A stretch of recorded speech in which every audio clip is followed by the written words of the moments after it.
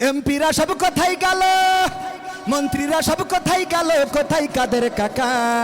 তাদের সারা দেশটা এখন লাগে ফাঁকা ফাঁকা, ওদের সারা দেশটা এখন লাগে ফাঁকা ফাঁকা। পালাবে না যাই না তবু দেখা, পালাবে না যাই না তবু দেখা।